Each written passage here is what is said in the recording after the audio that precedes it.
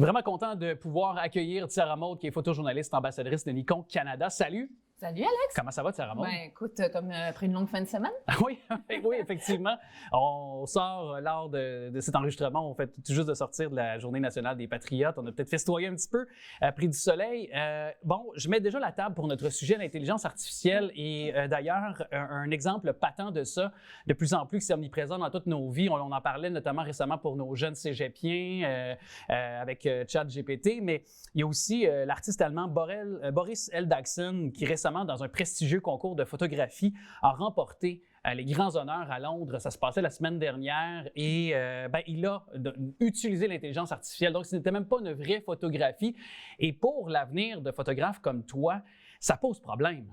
Ben écoute, c'est sûr que dans notre milieu, on s'en parle beaucoup en ce moment parce que au-delà de la photographie, ça touche à peu près le monde entier dans la mesure où c'est un peu comme une secondaire à Internet. C'est comme si Internet arrivait, mais version intelligence artificielle et tout ça. Donc, on est vraiment dans ce questionnement où ça s'en va aussi en tant que photographe.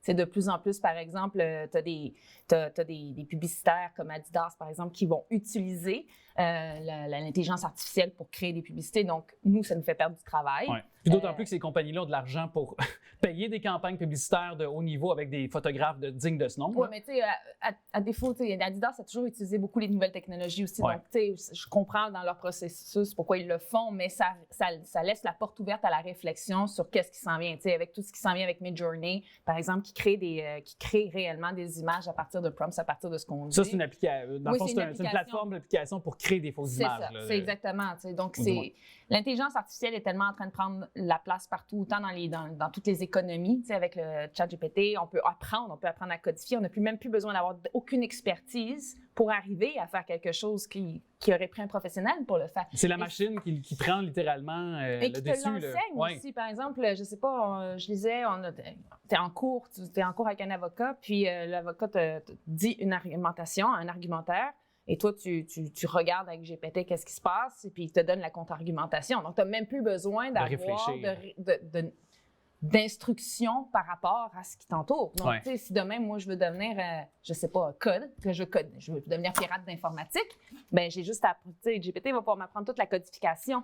Ouais. Donc, on recrée aussi la voix humaine, là, on l'a vu dans plusieurs cas. Il y a des chansons, récemment, Michael Jackson, je blaguais, puis je l'ai fait chanter des bébés, là. Fait que, donne-moi ma chance. Il y avait juste l'accent qui faisait en sorte qu'on voyait, tu sais, parce que l'accent entre l'anglais et le français était comme un peu différent, mais pour vrai, on est capable de faire maintenant à peu près n'importe quoi, des logiciels. Là. Absolument, mais encore pour les gens s'inquiètent pas trop en ce moment parce que c'est pas parfait. Mais le problème, c'est que c'est pas encore parfait. Il y a des petits problèmes, il y a des trucs, mais c'est une question de temps. Ouais. C'est vraiment une question de temps parce qu'en plus, c'est exponentiel. Plus on utilise les êtres humains, les intelligences artificielles, plus elles apprennent, plus elles se perfectionnent. Donc, c'est vraiment une question de temps. Donc, c'est dans quelles mains aussi que ça va tomber? De quelle façon, à quelles intentions on aura derrière aussi l'utilisation, par exemple, de certaines plateformes exactement, aussi, mais ça, c'est comme dans toute invention. Le nucléaire, c'était basé sur une bonne intention. On sait ce que ça a donné. Donc, ça reste quand même humain de faire ce qu'on peut avec ce qu'on a. Ouais. On parle des conséquences là, depuis quelques minutes, là, mais quand même, si on y va de façon plus précise pour ton domaine de la photo, là, la profession de photographe, là, c'est alarmant là, pour toi et d'autres pas juste les photographes, les artistes en général, ça crée une très grosse pression parce qu'on se questionne, on se dit, OK, mais qu'est-ce qui crée l'art? Qu'est-ce qui fait que quelqu'un va... Est-ce que quelqu'un va dire, ah, mais c'est super intéressant parce que c'est nouveau, c'est le fun, mais est-ce que les gens vont vouloir revenir à quelque chose de plus authentique, entre guillemets, dans le sens où, tu sais, une griffe d'un artiste important aussi. On en parlait avec un collègue, tu sais, moi, je disais, ben ce qui est intéressant avec l'intelligence artificielle, c'est que là, ça se base sur nos images, donc des créations humaines, mais ça forme de nouvelles images. Puis après ça va former des images sur des images qui ont été déjà conçues. Donc, ça va s'auto-nourrir elle-même, mais la griffe de l'artiste, là, un peintre, là, que lui, quand il peint, il tremble un peu, ça donne un petit coup de pinceau, c'est sa griffe.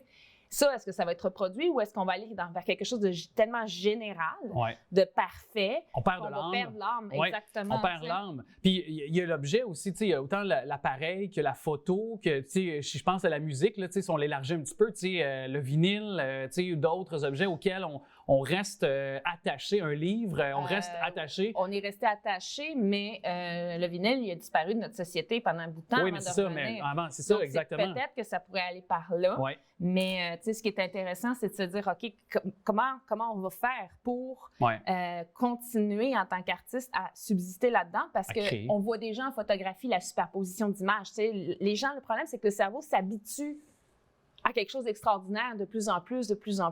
Donc, tu sais, par exemple, là, la réalité, moi, je suis photojournaliste, c'est ça. Ensuite de ça, il y a des gens qui composent des images avec des faux cieux, avec un faux paysage, un faux rayon de soleil, puis les gens sont comme « Wow, magnifique paysage! » Mais ça n'existe pas. Mais quand tu arrives avec un beau paysage après, qui est vrai, les gens sont peut-être moins intéressés parce qu'ils ont tellement habitué à avoir des trucs.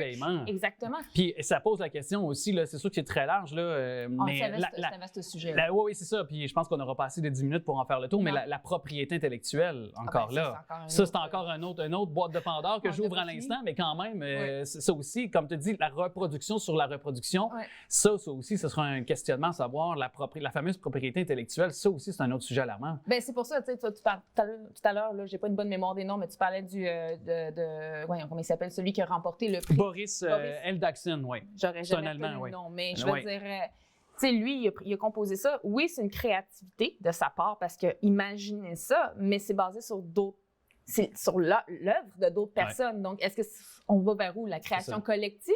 À quel point est-ce que ça peut être possible? Et lui, d'ailleurs, l'a mentionné. Hein, lui a dit, tu sais, quand il a remporté le prix, il a dit non, mais là, regardez, là, moi, c'est pas ma création véritable. Il a été honnête, là. Il l'a dit, mais encore là, c'est quand on parlait de propriété intellectuelle, c'est de savoir. Puis pour le commun des mortels, toi, tu as quand même un œil aiguisé sur le plan. Est-ce que tu serais capable je te présente deux photos, une vraie, une qui est créée à cause de l'image, grâce à l'image artificielle.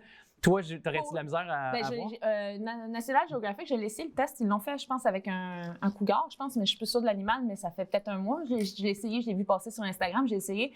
Et j'ai réussi, mais pourquoi? Parce qu'il y a encore des petites erreurs au niveau de la luminosité dans l'œil, puis au niveau des pattes. Il y avait des petites erreurs, je l'ai vu, mais c'était tellement minime. Faut savoir où regarder presque.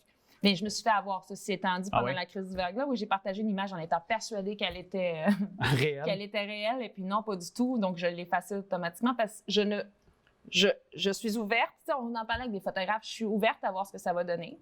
Mais si, je vais l'essayer. On est passé de l'argentique au numérique, à Internet. Avant ça, on était en chambre noire. Je veux dire, donc, ça fait partie de l'évolution. Puis les photographes, les artistes, on est capable de s'adapter. Puis autant que vous êtes adapté avec l'apparition de ces appareils-là intelligents, puis versus un Kodak comme ça en ce moment, le Nikon. Oui, mais il y a eu beaucoup d'enseignements à faire par rapport à ça. Les gens au début, mais c'est bon, j'ai un cellulaire, puis mais maintenant, c'est oui, OK, on voit la différence, mais on y va aussi vers le cellulaire, la lentille et tout ça. Mais la question, c'est de se dire, OK, si on ne rentre pas dans ce milieu-là, si on décide de ne pas aller dans cette nouvelle ère-là, on fait quoi?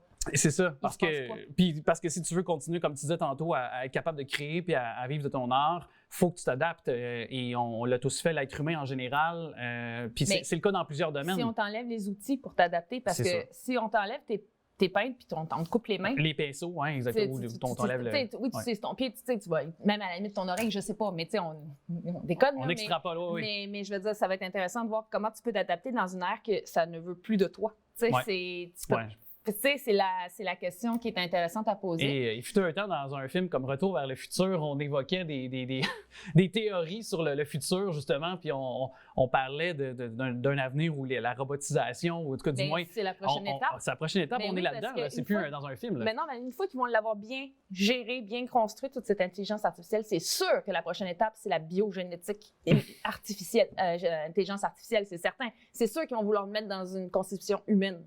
Donc, à un moment donné, je disais à la blague, je dis, on finira peut-être par faire des photos dans un monde qui n'existe pas, dans la virtualité totale. On vit déjà des nouvelles expériences avec des casques VR. Tu as des expériences là-dedans, c'est fascinant, c'est magnifique aussi. Puis je regarde la nouvelle génération qui vient, ils sont tout le temps sur leur ordinateur dans les jeux vidéo. C'est ça qu'eux, leur réalité, la réalité les angoisse en ce moment. Ils préfèrent être dans un film qui n'existe pas. Fait que c'est peut-être ça la prochaine réalité. En tout cas, j'aurais aimé poursuivre la conversation avec toi. Puis ça, en tout cas, chose certaine, on aime toujours t'accueillir. Puis on peut-être pousser plus loin, aller voir ce que tu fais pour voir des vraies photos qui sont vraiment réelles sur ton profil qui apparaît au bas de l'écran à l'instant. Merci beaucoup, ma chère Tara. Toujours un plaisir de te parler avec. Moi aussi. À bientôt.